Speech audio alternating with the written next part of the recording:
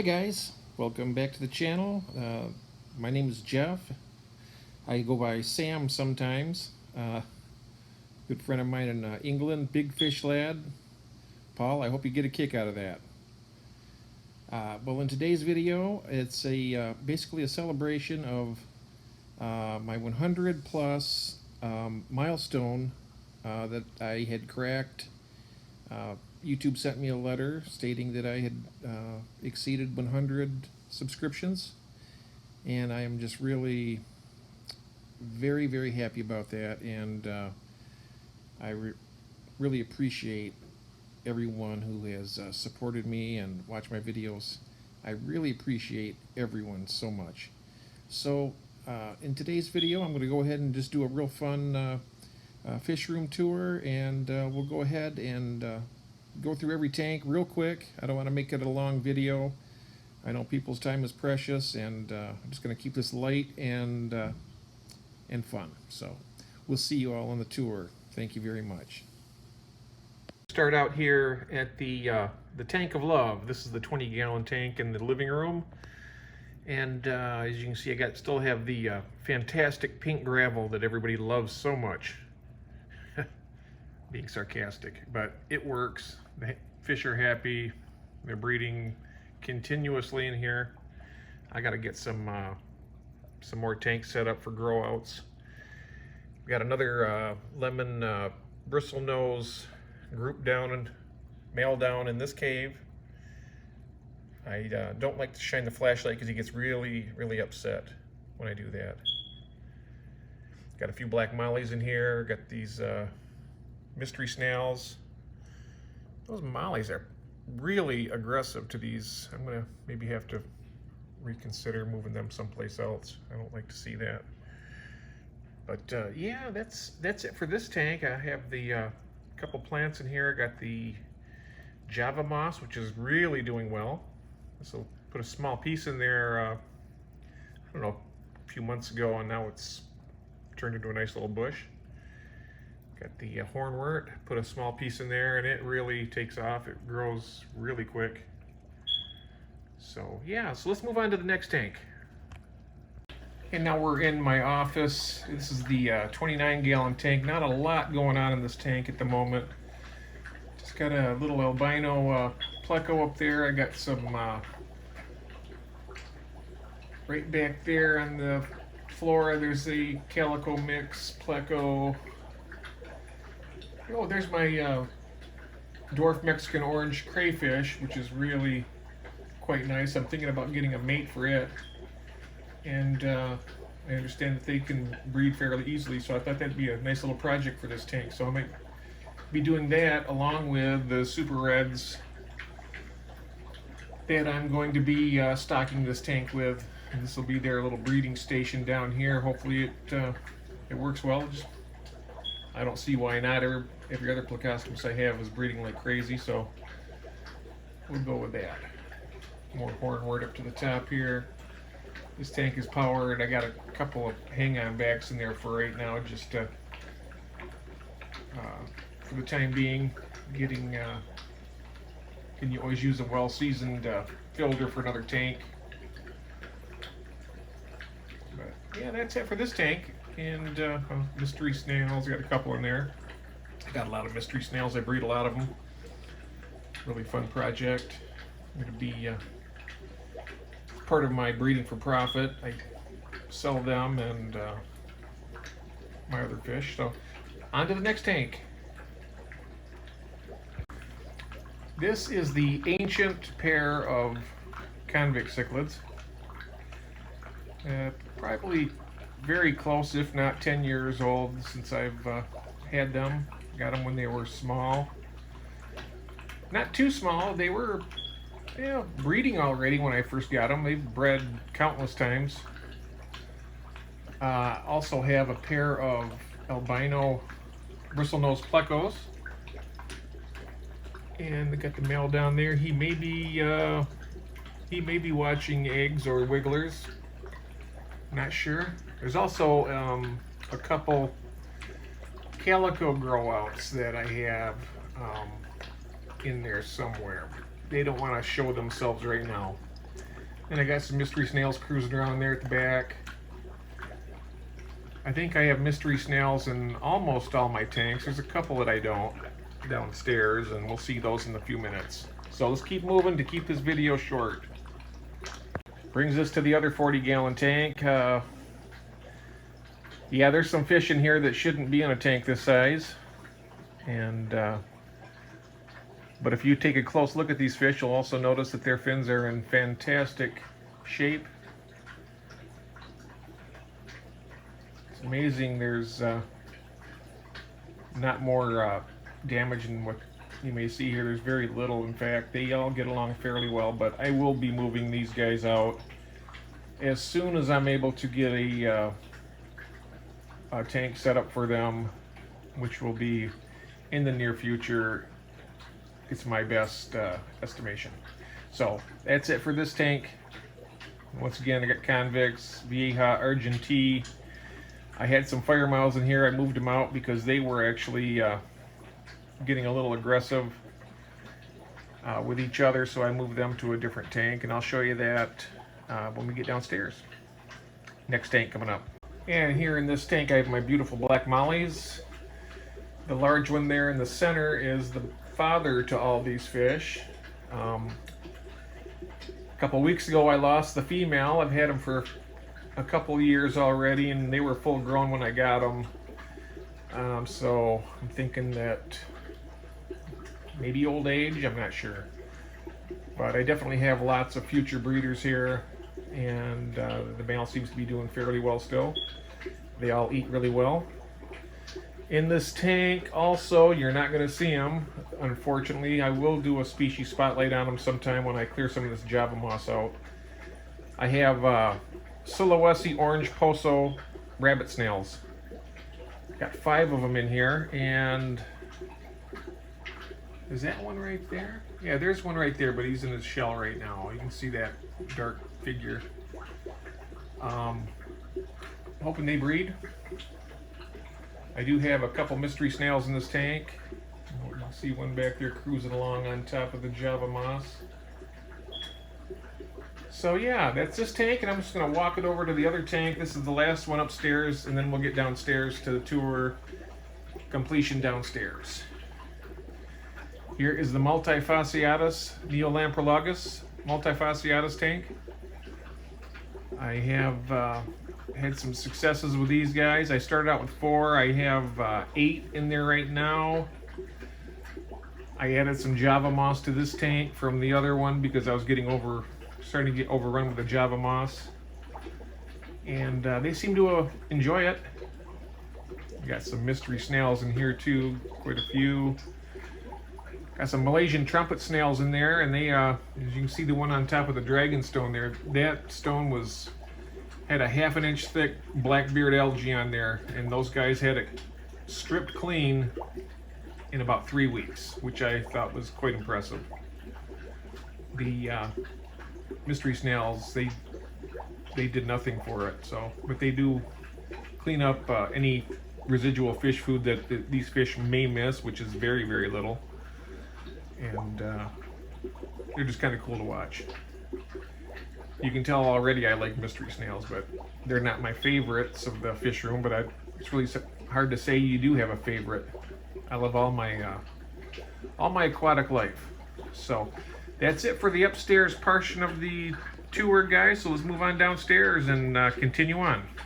Going to take a real brief time here to explain the progress on this shell dweller setup. 40-gallon breeder tank, all set to go, except the glass top on it. The Aqueon glass top is supposed to fit perfectly on this Aqueon aquarium. Is an 1/8 of an inch too wide, so it's having the glass trimmed down to fit perfectly on this tank. So this project is stalled, but it is going to happen, so stay tuned. If you're new to the channel, go ahead and hit the subscribe button, and you can ring the bell and give me a thumbs up. I always appreciate that. And then we have the 20-gallon over here. It's just got some random equipment in it. I got plans, I'm thinking about epistogrammas, but we'll see about that. Leave me a comment down in the comment section about something you might want to see. Okay, so let's move on now, and I'm going to go over to the new rack. All right, guys, this is the new rack. This is the I just built a few, maybe 5 weeks ago, something like that, 6 weeks. I got a 10-gallon tank up there. One of the Petco buys I get 50% off. It's going to be a future grow out tank for something. I'm just not sure exactly what. I got a lot of pans on the fire right now breeding. Okay, so we'll start with the 10 gallons on top here, and then we'll check out these two tanks down here. There's not a great deal going on in these tanks at the moment, but more interesting things will be coming. So let's go ahead and just walk it on up here to this top 10 gallon. I'm going to zoom in a little bit. Got red zebra, got 3 dragon blood grow outs in there, just basically keeping the cycle in this tank. Got the aquarium co-op filter in there that brought some bacteria in there to begin with about 5 weeks ago. This tank is fully cycled. It had the algae bloom on the glass, and the snails have seemed to have taken pretty good care of that. Brought some Java moss down and some hornwort up there. So yeah, just a tank in the beginning stages. So let's walk around over here to this one. Pretty much rinse and repeat, except for the Apisto hut down there, which this tank I do plan on breeding Apistos in it, but right now I just got mystery snails breeding like crazy in here. But yeah, this has got gravel in it. The other one has like a white sand. I didn't use aragonite in this tank because my water is kind of hard and alkaline to begin with, and I may be doing a special breeding project in this tank sometime down the road. Thinking about doing wild type bettas, so I'll probably be incorporating some driftwood in this tank, some Indian almond leaves, and some other botanicals to get this tank prepared. I'm going to take my time with it and do it right, and get some more plants in there, and go from there, because I'm finding them to be very interesting. I've been checking them out and doing some research, taking my time. But back over to this tank. So yeah, that's it for this one. Now we're going to head over to the other side of the rack here. More mystery snails cruising around this tank. This is one of 2 bare bottom tanks that I'm trying out. In here, mystery snails. Got some different colored ones in there. Got some dark foot. I got some lots of different color varieties that I've been breeding. Got some ivory, black. Got some chestnut, dark foot. Sponge filters in there, of course.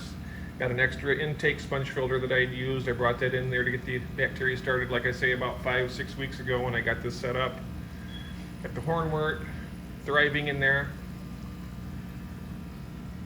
A little bit of Java moss. A little bit of mulm on the bottom of the tank, and those snails seem to enjoy it. So leaving it where it is, and I vacuum it when I do the water change, so it gets cleaned once a week at least. So on to the next tank. Walk it right over here. Rinse and repeat, more of the same, except this one has a couple small dragon bloods as well in it. A little more Java moss, hornwort, lots of the dark foot snails, and it's doing a little parasnailing there. It's kind of cool. They every once in a while they'll drop off the side of the tank, and they'll just kind of glide down and float around and stuff. One of my guilty pleasures, I gotta admit, guys, I love snails. I love invertebrates of all types. Like you see my crayfish upstairs, I enjoy seeing other types of creatures in my tanks. And if they get along, that's great. Okay, so we have the 2 tanks on the bottom, and then we have the wall of the larger tanks. And we got the 29 gallon down here. Hornwort floating at the top, Java moss at the bottom. Some mystery snails. There was a whole ton of mystery snails in this tank, and the next tank I'm going to be showing you. I gave about 150 of them away. I do sell them on my locally, and then I'm going to be offering a bunch. I got a whole thousands in the making right now. I'll show you all those in a little bit. That I'll be selling on my storefront on GILLS. And if anybody's interested in those, you can always reach out to me personally, and maybe I can get some of these to you. Okay, so let's move on to the last tank of the rack, and then we'll start the tour of the wall. Brings us to this 20 gallon tall here. This is originally the tank that I had set up to breed mystery snails. This tank had, if you see all the snails in here right now, let's zoom in.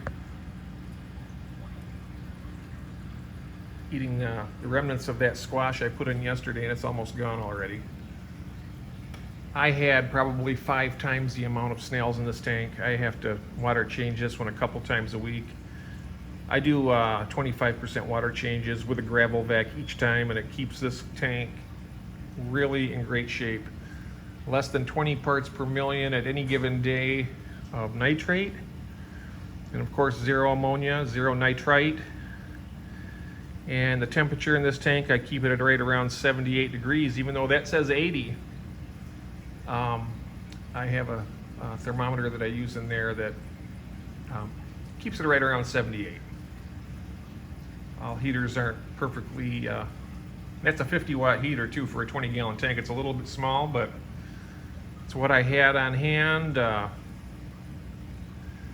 Buy them cheap on Amazon. I've got some upstairs that have been working for a couple of years now, so no reason to not use it.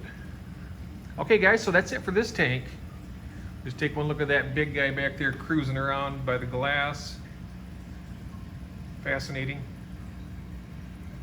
Okay, so let's go ahead and start the tank tour on the wall. This brings us to the right hand side of the wall. I'll work my way to the left. This is a 75 gallon tank. I have 4 75 gallon tanks and a 55 in this wall portion. So I'll try to get through it fairly quickly so you guys don't get bored, and keep the video a little bit shorter. Anyhow, let's get on this here. I want to show you this guy. Check him out. Dimitochromis compressiceps. This is the dominant male, colored up a couple weeks ago and has stayed that way. He was about 3rd or 4th down on the, I think he was 3rd down on the list as the tank boss, and now he's number 1. Just that fast. Just a gorgeous fish. I just love him. This is my breeding group of red zebras. I had forgotten to mention in the 20 gallon that we just looked at a moment ago is the most recent batch of these red zebras. One of my favorite fish here. They're very aggressive, but as you notice now in my tanks, guys, check out the fins on these fish. I mean, by and large, they are perfect. And it's not that this tank is understocked or anything, or even overstocked, really. I think it's stocked just about perfectly. I've got 2 males and 4 females in that breeding group, but only 1 male and 1 female actually do all the breeding so far. I've had another female that held eggs for a while in her mouth, but after about 5 or 6 days, she would either eat them or something, but they were always gone. Anyhow, and then I got the, let me see, little Convict up there. He's not looking great right now. He's the one that cycled this tank. He doesn't get beat up on, but he always gets nervous whenever I get the camera out for some reason or another. I don't know why that is. Anyhow, next tank coming right up. And here we are at the other 75 gallon. Here in front you can see, I don't know if you can make those out, but I got a whole cloud of baby convicts. Such a rare sight, isn't it? Yeah, about as rare as snowing in the winter. I love these fish. They're really underappreciated in my opinion. I mean, they're aggressive, sure. They breed like rabbits. They always have. I've been keeping these fish for decades. Several decades. And my very first breeding project was a pair of pink convicts back in a ways back in the 70s. I don't do anything with these fry. I'm not trying to really save them right now. I may in the future, if I sell them on my GILLS store, maybe I'll raise them up, and maybe I can raise them up and sell actual sexed pairs to people if they want to have the experience of this, because it's really a lot of fun. Also in this tank, I'm going to pan over this way. That's Korg. That's my wife's red devil. Beautiful fish. I'm pretty sure it's a female because I really think that she is just chucked full of eggs, and her tube drops every once in a while. She can see right there, but she doesn't eat a great deal. She eats a couple large pellets a day, and that's about it. So I don't see how she could stay so plump. We've had her now for about 5 years. She's probably about 6.5 inches long, I'd say, maybe 7. Lots of hornwort in this. I brought the majority of this down from the 29 gallon upstairs, and yeah, it's pretty impressive how that grows so fast. So yeah, that's about it for this tank, guys. I also have in this tank, and I really wish it would come out because it's really pretty cool. I have a Chinese algae eater. It's about 6 inches long, and it really is doing a number on this yellow squash here on the fork. Enjoys it. And so yeah, keeps this tank really clean. As you can look over here, guys, see all the algae in this tank? These guys are a little bit boisterous for my algae eaters. I could probably, the big guy over here, I could probably put over there and he can handle himself because he's pretty aggressive, but you can see the difference. These lights are on the exact same time every day, and that guy keeps us really clean. So we'll take one more last look at Korg here before we move on to the next tank. Okay, let's go. All right, who doesn't like a bunch of babies? These are the dragon blood, the most recent group of dragon blood grow-outs in this little breeding basket. Eating like little pigs and growing quite fast. Let's go over this way now. I'm going to go nice and slow here. There's Casanova. There's the daddy. I'll show you more of him in a second. I'm just going to show you these other babies here. These are a little bit older, maybe 2 or 3 weeks older than the other ones, and you can see they're bigger. Really looking nice. Okay, so let's go ahead, and I'm going to have a seat here and we can talk about this tank for just a second. Okay, let's see here. Here's a convict in there. You'll see one of those in most of my tanks. Not all of them. But we got the breeder male here. That's not a peacock. That's a Dimitochromis compressiceps albino. But check out this female right here, guys. Absolutely beautiful. She is the mother of this group, so we're going to see how these guys turn out. I'm going to keep a close eye on them when they color up. But we got him. He has 4 females that he breeds with, and he breeds with every one of them. He keeps me and Fry back there, and you can see there's a golden algae eater in this tank. And as you can see, he keeps this. I don't ever clean the algae off the glass in this tank, guys.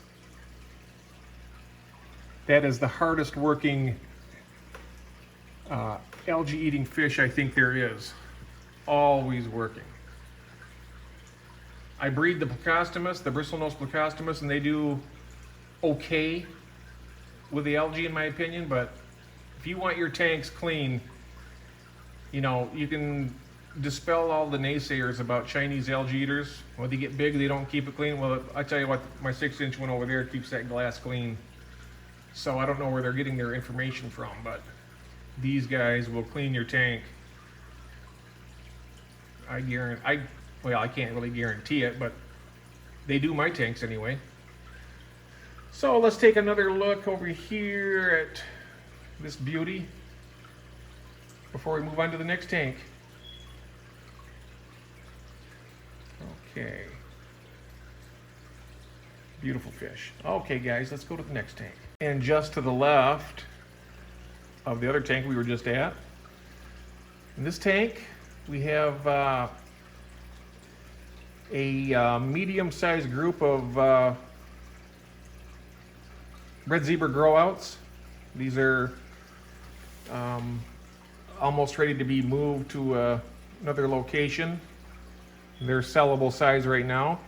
I gotta focus on this guy here for a second. This is a really colored up male that's gonna be my backup breeder male for the for Casanova over here, because he's one guy doing it all by himself, so I figured I'd get another one to expand out a little bit, as I do sell these, and they do pretty well for me. They breed very nicely, not too difficult.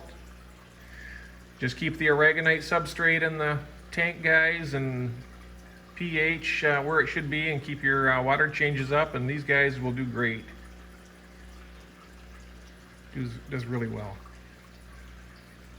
So, okay, I also have in here, I moved my fire mouths. I have 3 fire mouths down here. I'm thinking of may have them. I believe that's my male right there. I moved these guys down last night. I didn't. It's too difficult to try and film it. But that's a male. Where's the other guys at? Let me see here. They're kind of hard to see through the camera. That's the same one. Okay, guys, where are you? Let me look around here a little bit. There are 2 more in here. Let me scooch over this way. Anybody back here? Let's look around. Let's look around here. Maybe in that pot. I can't tell. Jeez. Oh, there he is up top here. There, and then we got down here. That, I believe, is my big female that I used to have up in... no, that's the female I had up in the 40-gallon breeder tank upstairs. I used to have it with them really ancient pair of convicts, but this fish was just always fighting continuously with them. So I moved them down here with these growouts, and they're all getting along great. As you can see, there's nobody chasing each other, nobody's biting each other. Everybody's perfect in this tank. I mean, that's not true all the time. I mean, every once in a while you'll see a battle in here. I mean, there's always going to be a fight when you got aggressive cichlids, but for the most part, just a peaceful grow out tank, getting them ready to go to market, and yeah. Okay, guys, so we have one more tank on this tour. Let's go ahead and get on it. Alrighty, so here we are at the last tank of the tour. This is a 55-gallon aquarium. This is the one I got on sale at PetSmart. I got the entire tank. Came with the filter, heater. Didn't come with the sponge filter, of course, but it came with a heater, hang-on back filter, which that isn't the one. I still have it brand new in the box, but I use my Marineland penguins on these tanks because I like them better. Anyhow, I got the entire tank and setup, minus the decorations and substrate, for it was $100 American, $106 with my state taxes out the door. $106 for a 55-gallon setup. So anyway, enough about that. Let's look at the tank, the fish in here. I'm going to zoom in. This is the first group of African cichlids I ever bred. I've always been a Central and South American cichlid breeder, and I've kind of, after 30 plus years of doing that, actually 40 plus years, I love my Central Americans and stuff, and South American, but every once in a while you just shift. I'm not really completely out of my Central Americans, as you've seen upstairs and down here. I have a few yet, but right now my focus is on the Africans, and I'm really enjoying them. Got lots of really nice fish. These fish down here are probably 3 inches, and as you can see, they are a little aggressive, but nobody's getting torn apart here. All the fins on these fish are pretty much immaculate. These fish are very good eaters too. I mean, never a piece of food ever hits the floor. It's in their belly before you can even think about it. But I do have a tank boss in here, and it's not one of these guys. Let me show you the peaceful tank boss. This is Sunny, my pumpkin seed sunfish that I've had for going on 4 years now. A friend of mine has a pond not far from my home, and we go over there, and I netted him out myself when he was about the size of one of those tiny fry that I showed you in the dragon blood tank. I got him right near shore of the pond that he has, and he's grown into this beautiful, magnificent fish. This fish has lived a tropical fish's life since probably since he's been 2 weeks old. This tank I keep at about 76 to 78 degrees, and that's the way he's been in it all along. Very happy. He'd probably be more happy if I had a mate in there for him. Whether it's a male or female, I do not know, but it's hard to say. But it's a beautiful fish, and let me know what you think about him in the comments. I wouldn't mind trying to breed a North American. This is what you call a real North American. It's not a North American cichlid, but in my opinion, it's kind of like the equivalent of a cichlid. This is kind of the equivalent of what you would find in South America and Central America in our own native waters, and absolutely beautiful. Let me see if I can get a closer look here. Hey Sonny, how you doing? Right, beautiful fish. So guys, I hope you enjoyed this tour, and I want to thank everybody so much for all your support, and I'm really humbled by having 100 subscribers plus, and I'm going to continue on with these videos, and I'm going to put out some nice content that you guys are going to enjoy too. And so I'm going to stop this by saying thank you, and you guys take it easy, and we'll see you on the next one. Pelham's Aquatics out.